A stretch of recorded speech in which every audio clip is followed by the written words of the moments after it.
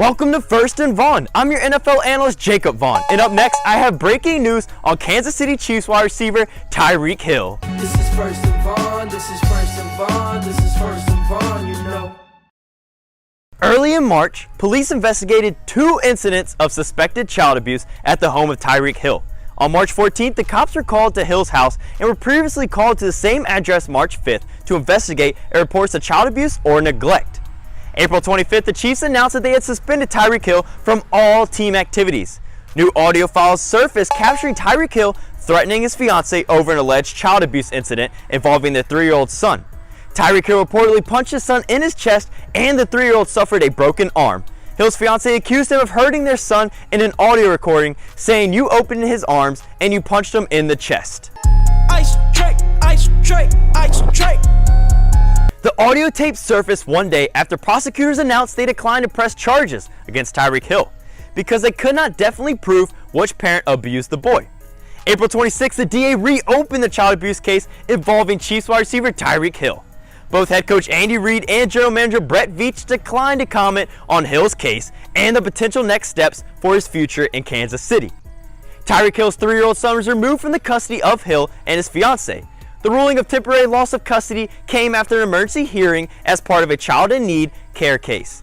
At the beginning of May, reports surfaced that Tyreek Hill's lawyer denied child abuse claims. In a 4-page letter responding to the release of the audio file, Hill's lawyer denied allegations of child abuse made against his client. Hill's lawyer said in his letter to the NFL that Hill is currently engaged in both family counseling and individual counseling, and that Hill never used his fist on his son. The league considered the idea of placing Hill on the commissioner's exempt list.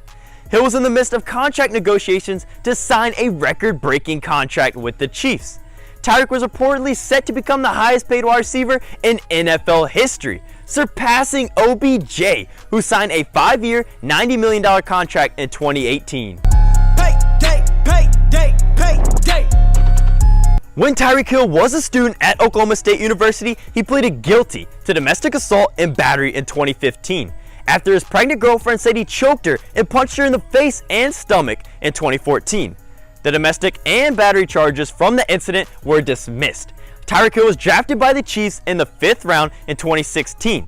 He transferred to West Alabama following his 2014 arrest for domestic violence, while he was at Oklahoma State when he was dismissed from OSU's football program.